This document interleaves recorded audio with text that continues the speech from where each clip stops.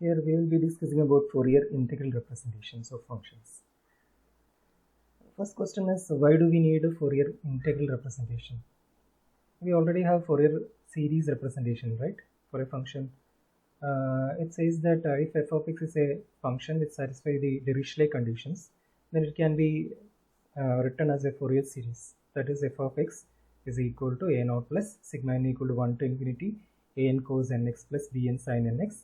Or equivalently, you can take this a naught inside the summation and write n equal to 0 to infinity a n cos nx plus b n sin nx, where a n was 1 by pi integral that period, that is from some interval a to b, f of x into cos nx dx, and bn equal to integral over the period f of x into sin nx dx. Okay, this is valid for many functions, but the important thing is that the function has a strong restriction on it if you want that for a series representation. The restriction is f of x has to be a periodic function. Now if it is of period 2 pi, then you can write it as a n cos nx.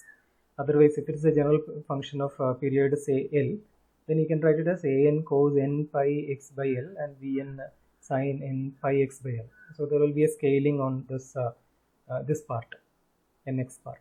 Okay, that's the thing. So the thing is, you cannot represent a non-periodic function as a Fourier series. Okay, so can we have another representation for functions which are not periodic? That is the function we are interested in representing the function using sine function and cosine function. Okay, so the motivation towards this, so we are going for Fourier integral representation. What motivates us to the Fourier integral representation is this: you take a periodic function of period say L, and this period has to be increased to infinity. You take a function whose period is small and then try to increase the period into periods, the size of the period to infinity.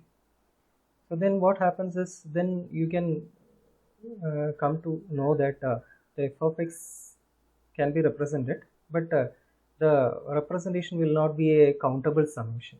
That is, the n will not be running on integers like this. This n will not be from 0 to infinity. That will be taking all the real values. That's why we need a continuous summation, and continuous summation means integration, right? So you can think of a representation of f of x using an integral. So the representation will be something like this: integral, the summation will be changing to integral. So integral 0 to infinity a of n, where this n is not an integer, it will be running over real numbers. So this will be like a function a of y cos y x plus b of y sin yx dy. Okay, so I have written n here to come to it from the Fourier series expansion. From Fourier series, you will have, in the Fourier series, you will have n to be an integer, whereas here n is not an integer, it will be running over real numbers. Okay, and usually we write it by a omega, and this is, instead of small a, we will be using capital A, and small b will be replaced by capital B, and this n by omega, and remaining things are almost the same. So formally speaking, f of x can be written as integral 0 to infinity a omega cos omega x plus b omega sin omega x d omega. Note that it is not with respect to x. We are integrating it with respect to omega and integrating and evaluating omega at 0 and infinity. So what remains will be x. So you get a function of x. So actually this function f of x will be obtained like this from this integral. And here a omega is equal to 1 by pi integral c minus infinity to infinity f of x cos omega x dx, and b of x will be, b of omega will be 1 by pi integral minus infinity to infinity f of x sin omega x dx. You can note that it is strikingly similar to the expansion of or the formula for an and bn in the Fourier series. They are called Euler formula. This an was 1 by pi integral f of x into cos nx dx. Okay, sorry, yeah, it was dx, correct. Now here it's just the same formula. You'll get a omega and b omega. Of course, I have written w here. It should be usually we use the notation omega for representation of functions in Fourier integrals. So this is called the Fourier integral representation of the function f of x. And as in the case of a Fourier series representation, we are interested in knowing what are the conditions required for a function to be represented as a Fourier integral. So the conditions, there the conditions were called the Dirichlet conditions in Fourier series. Here also there are three conditions. The first condition says that f of x must be piecewise continuous on every finite subinterval. Okay, you take any finite piece of the function, there should not be infinitely many discontinuities in that interval. That's what it means. The function has to be continuous almost at every point other than a finite number of points. And the right side limit and right side derivative and left side derivative should exist at every point. That is the second condition. And the third condition says that the function, the integral should exist. Integral of f of x should exist. That is integral minus infinity to infinity mod of x dx should exist. So such functions are called absolutely integrable function. You are taking the absolute value of the function and integrating it. Or they are also called a L1 function. So these are the three conditions required for a function to be expanded as a Fourier integral. Okay. So then the Fourier integral representation will be valid for every continuous point x. So this representation will be true for every point x at which f of x is continuous. So the question is, what happens when it is a discontinuous point? What happens when x is a discontinuous point? In the Fourier series case also we have seen that in such a situation where the function fails to be continuous, the left side will become the average of the left side limit and right side limit of the function. That is, instead of f of x, it will be f of x plus f of x minus divided by 2. So the formula slightly changes. So instead of f of x here, it will become f of x plus f of x minus divided by 2. So the integral is the same. So the integral will be finite and it will be equal to this average value. Okay, that's what it says. Now all these informations are combined in a theorem called the Fourier integral theorem. It is like this. Suppose f of x is a function defined on R. R is the real line from minus infinity to infinity. It satisfies the three conditions which were discussed in the previous slide. Then f of x can be represented as a Fourier integral f of x equal to 0 to infinity, integral 0 to infinity a omega cos omega x plus b omega sin omega x d omega, where a omega is 1 by pi integral minus infinity to infinity f of x into cos omega x dx, and b omega is 1 by pi integral minus infinity to infinity f of x sin omega x dx. This representation is called the Fourier integral representation, and this representation is valid. That is, this formula is valid when x is a continuous point of the function f of x. At a discontinuous point, I have taken the discontinuous point as x naught, then this integral will exist and the integral value will be equal to f of x naught plus f of x naught minus divided by 2. So it should be equal to integral 0 to infinity a omega cos omega x naught plus b omega sin omega x naught d omega. Okay, so this is called the Fourier integral theorem, and we will not be discussing about the proof. So now we see an example of Fourier integral representation. It's a very simple example. Consider a function f of x defined as a constant function a from minus 1 to 1 and 0 outside. Then we are interested in finding the Fourier integral representation of this function. So the integral representation is f of x equal to integral 0 to infinity a omega cos omega x plus b omega sin omega x d omega, where a omega is given by this formula and b omega is given by this formula. So this is called the Fourier integral representation, And for finding the Fourier integral, if you are asked to find the Fourier integral representation, you don't know how to talk about the discontinuous points. You just need the representation. This is called the representation. So for you first find the write the function as this and find what is a omega and what is b omega. That's all. So here, if you find a omega is equal to 1 by pi integral. Instead of minus infinity to infinity, you can write it as minus 1 to 1, because outside minus 1 1 the function is entirely 0. So the integration will give non-zero value only from minus 1 to 1. So integral minus 1 to 1, the function is a. In that interval, it is a cos omega x d omega. This omega will come out, and the integral can be written as 2 times 0 to 1. Integral 0 to 1, because this function is an even function. Integral minus a to a, an even function, is equal to 2 times integral 0 to a, the same function that you know. So this 2 omega by pi, 2a by pi into cos omega x will be having an integral sin omega x by omega. So it has to be evaluated from 0 to 1. So the answer will be this 2a sin omega by pi omega. And if you find the b omega, it is integral 1 by pi integral minus 1 to 1. The function is a sin omega x dx, and this a will come out, but the integral is from minus 8, so minus 1 to 1. This is an odd function. If you integrate an odd function from minus a to a, the answer will be always 0. So this will become 0 in this case. Okay, so you have found what is a omega and b omega. You substitute the value of a omega here, and the b omega, which is equal to 0, has to be substituted here, so that this entire term will get vanished. B omega sin omega x will become 0, and the function can be written as f of x equal to integral 0 to infinity 2a sin omega by pi omega cos omega x d omega. So this will be the Fourier integral representation of f of x.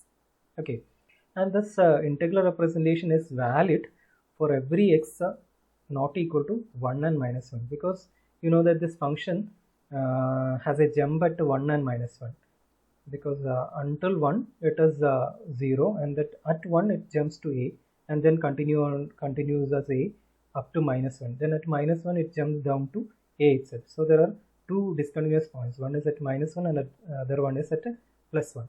Okay, so at 1 and minus 1, this formula is actually not valid, and in that case what happens is you take x equal to 1, then the function point is a discontinuous point, so you need to find what is f of 1 plus and f of 1 minus. F of 1 plus is the left side limit of the function at 1.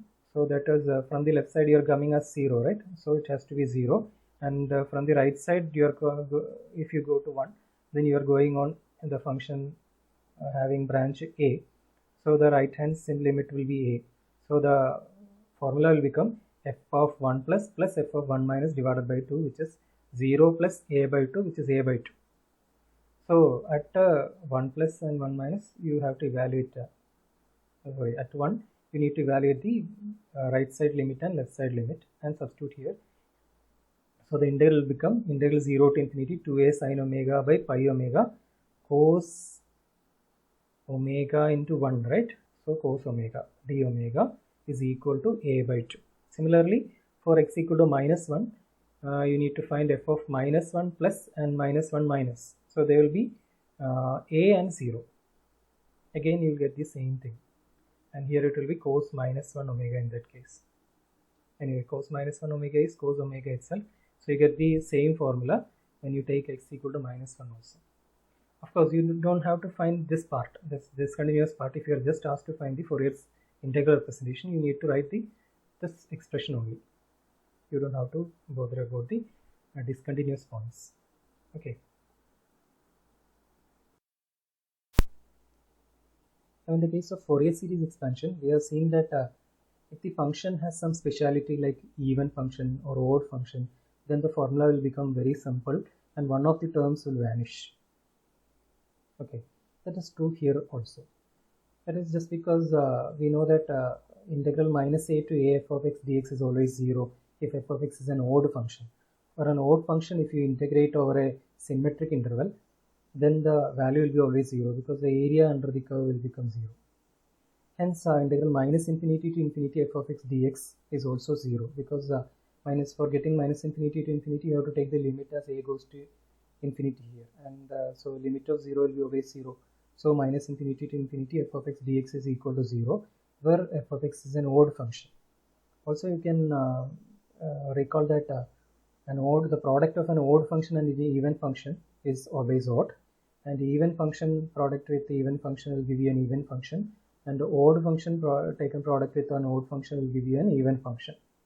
Okay, so if f of x is an even function, so we are going to integral representation. So suppose that f of x is an even function, then f of x into sine omega x is an odd function, because f of x is even and sine is odd, so product is an odd function.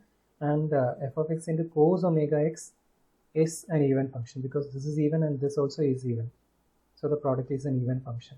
So you can see that this function is an odd function, right? So integral minus infinity to infinity f of x into sine omega x dx will be 0 because of this fact. So here b omega is just that integral multiplied with 1 by pi, right? So this integral will become 0, so b omega will be vanishing for an even function f of x. So what remains is a omega only. So you can write f of x as integral 0 to infinity a omega cos omega x d omega. And since there are no sine terms, only cosine terms are there, it is called the Fourier cosine integral representation of the even function f of x. Okay. Similarly, if f of x is an odd function, then f of x into cos omega x is odd, because f of x is odd and cos is even, so product is an odd function. And f of x into sine omega x is an even function. So this integral may not vanish, but this integral will definitely vanish, because it's an odd function. So a omega is equal to 1 by pi integral minus infinity to infinity f of x into cos omega x dx will become 0 for odd function f of x. Okay, but b omega need not be 0. So f of x is equal to integral 0 to infinity b omega sine omega x d omega. And as you can see, there are no cosine terms here, only sine terms are there. So it is called the Fourier sine integral representation of the odd function f of x. Okay. So far we have seen functions depend on the entire real line. Now suppose that the function is defined on the positive real part only, that is the function is given from 0 to infinity and nothing is said about the negative part. So the function is silent in this left side. Then such a function can be represented as a Fourier integral. What you do is you can think of extending it as an even function, that is you extend it as a symmetric function like this.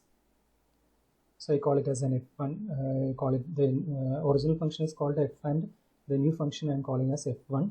And you can also think of it as an extended odd function, that is you take the symmetric extension and reflect it about the x-axis. So it will first go like this and then come to the lower side. So this kind of an extension is an odd extension. So you can think about any other kind of extensions, but these two extensions will give you an even function. The new extended function will be an even function in this case, and the extended function will be an odd function in this case.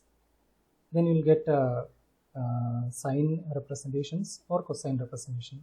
This is similar to the half range series extension in the case of Fourier series expansion. Okay, so if f of x is considered as an even extended function, which I am calling as f1x, then also you can see that this new function f1x into sine omega x is an odd function, and f1x into cos omega x is an even function, as in the case we have discussed it before.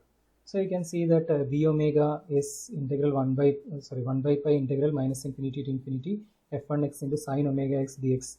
So this is an odd function, so integral will be 0. So b omega will be 0 for such a function. So f of x will be having only cosine part. So f of x can be written as integral 0 to infinity a omega cos omega x d omega.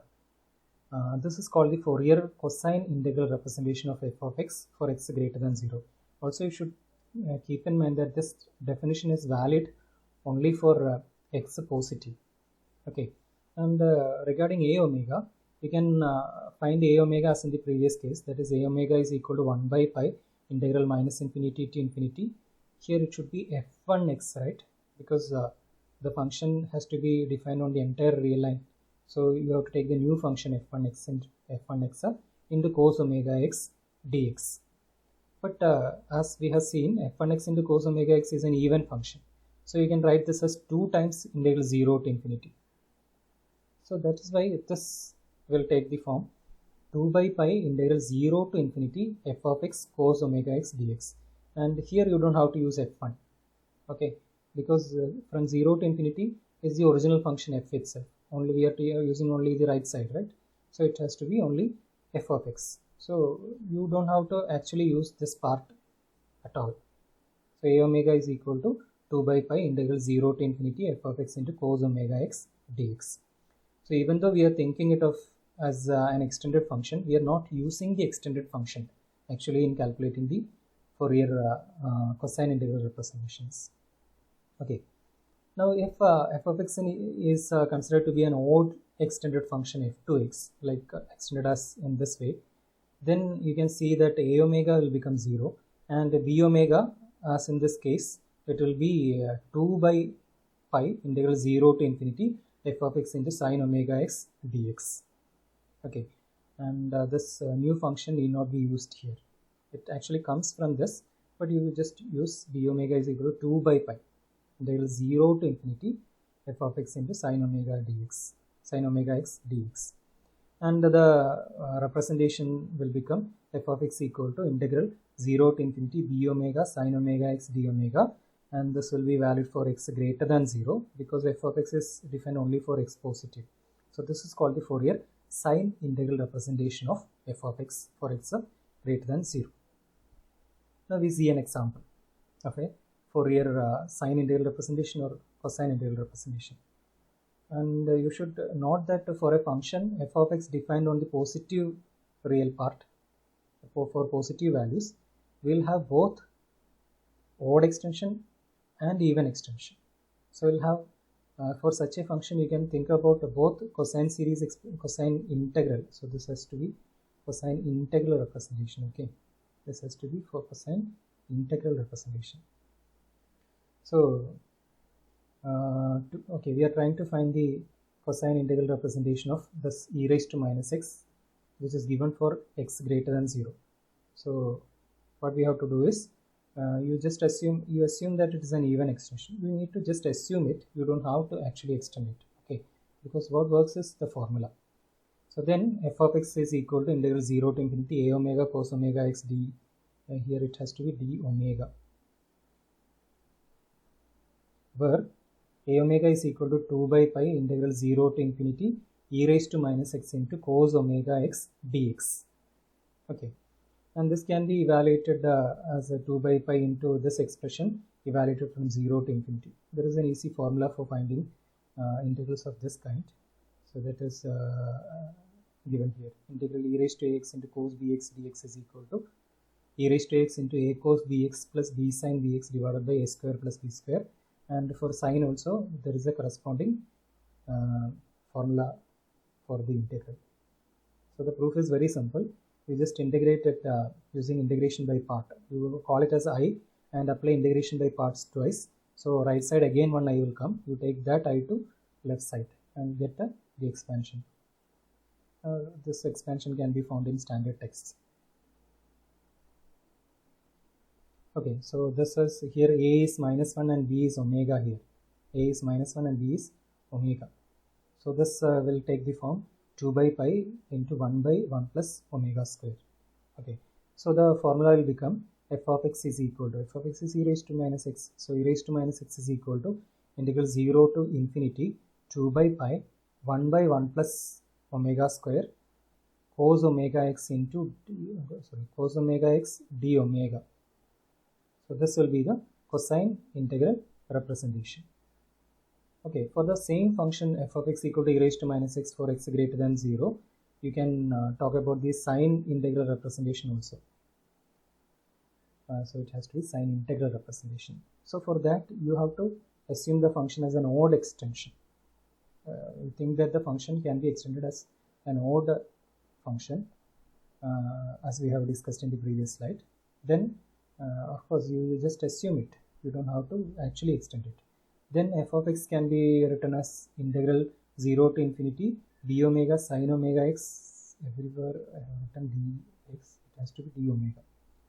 So f of x equal to integral 0 to infinity b omega sin omega x d omega, where b omega is 2 by pi integral 0 to infinity e raised to minus x sin omega x dx, which is again by that formula it becomes like this, evaluated from 0 to infinity. So we'll get 2 by pi omega by 1 plus omega square, and the expression f of x is e raised to minus x. So e raised to minus x is equal to integral 0 to infinity this b omega is this, right, 2 by pi omega by 1 plus omega square sin omega x d omega. So this is the sine integral representation. Okay, so now just try to study these two formulas. This will be helping you in integration. Okay, one more thing is in the previous problem we have seen that e raised to minus x is equal to integral 0 to infinity 2 by pi 1 by 1 plus omega square cos omega x d omega. Okay, this is true. So now consider x equal to 0. You can see that x equal to 0 is a continuous point of the function. So you can this formula is valid for every continuous point, right? So you can replace this x by 0 here as well as here. So cos omega 0 will become 1. So this will be 1. Just this will become 1. So you can write it as e raised to 0 is equal to integral 0 to infinity 2 by pi into 1 by 1 plus omega square d omega. So 1 is equal to integral 0 to infinity 2 by pi 1 by 1 plus omega square d omega. So that will give you this 2 by pi can be taken to this left side. So it becomes integral 0 to infinity 1 by 1 plus omega square d omega is equal to pi by 2. Okay. So this formula, this Fourier integral representation also helps you to evaluate certain integrals. So this evaluation is actually simple because this is tan inverse omega, and if you evaluate from 0 to infinity, what you are getting is pi by 2 only. But what I am saying is this kind of as in the Fourier series representation helps us to evaluate so many series by putting particular values. Here also you can put continuous values or discontinuous values also and evaluate some of the some values of the integral. Okay, so that's all, and if you have any doubts, please let me know. Thank you.